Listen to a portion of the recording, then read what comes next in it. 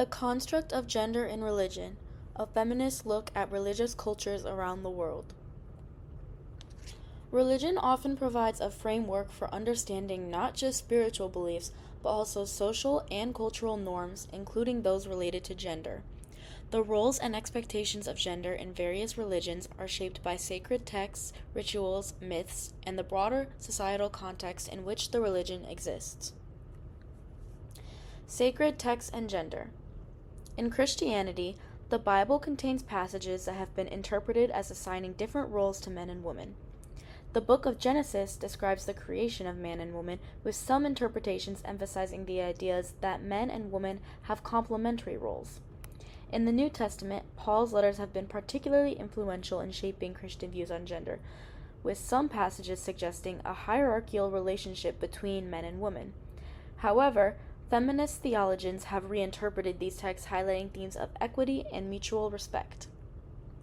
In Islam, the Quran contains verses that address gender, including the creation of men and women from the same soul.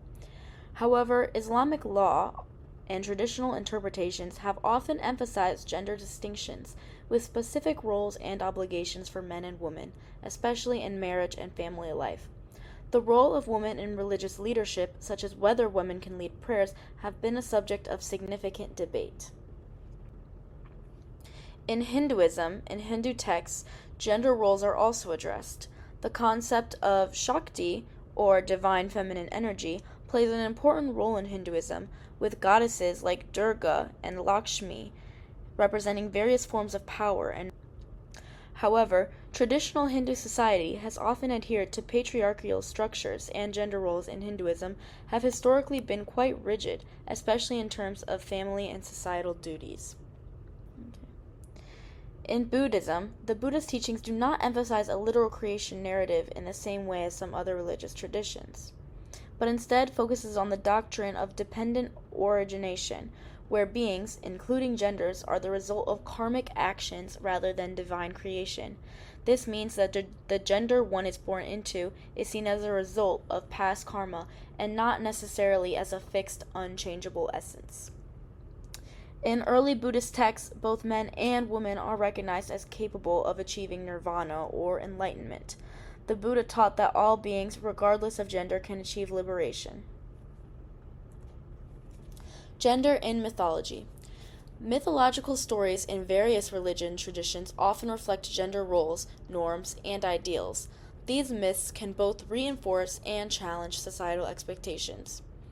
In Greek mythology, many gods and goddesses exhibit gendered traits that reflect the values of ancient Greek society. For instance, Athena represents wisdom and war, but her status as a virgin goddess also aligns with particular ideals of feminine purity and independence. Indigenous traditions. Indigenous traditions, like those of many Native American tribes, sometimes include gender fluidity and the idea of two-spirit people, individuals who embody both masculine and feminine qualities or occupy a unique gender role outside of binary categories. In traditional Hawaiian spirituality, gender was not strictly defined, but was often seen as a complementary forces rooted in the balance of spiritual and physical energies. Mana, a life force or spiritual energy, is a central concept in Hawaiian spirituality, and it was thought to flow through all beings regardless of gender. Rituals and gender. Religious rituals often reflect and reinforce gender divisions of labor, power, and identity.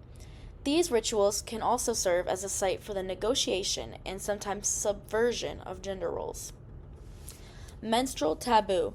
Many religions have specific rules about menstruation, often viewing it as a marker of impurity.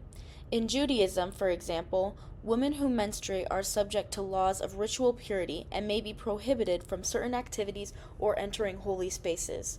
Similarly, in Hinduism, women may be prohibited from participating in certain religious practices during menstruation, though these practices can vary widely. In priesthood and clergy, in many religious traditions, the role of religious leadership has been historically gendered. Catholicism, for example, has long restricted the priesthood to men, while some denominations, like the Episcopalian Church, have begun to ordain women. Debates about women's leadership in religious institutions remain significant. Sacred spaces. In some religions, women and men have separate spaces within sacred sites, such as the separation of men and women in Orthodox Judaism, Islam, or some forms of Christianity. These spatial divisions reflect broader social hierarchies and gender norms. Sexuality. Religious beliefs about gender are often intertwined with beliefs about sexuality, particularly regarding normative sexual behaviors and relationships. Many religious traditions have historically supported heteronormative views of sexuality. Christianity and Islam often view heterosexual marriage as the ideal, with a strong emphasis on procreation. Homosexuality, especially same-sex marriage, has been a contentious issue, though views are shifting in some progressive religious communities. Judaism and Christianity also have varying interpretations of sexual ethics, often rooted in the belief that gender and sexuality are part of a divine order. In contrast, some indigenous religious traditions do not have rigid distinctions between sexuality and gender and are more accepting of diverse sexual and gender identities. To conclude, the construct of gender in religion is not monolithic. It varies widely across different traditions, denominations, and interpretations.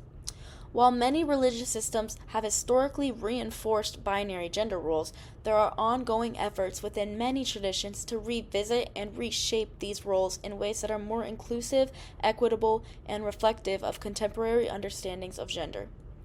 These debates continue to shape religious practice, authority, and the role of religion in broader social movements for gender justice.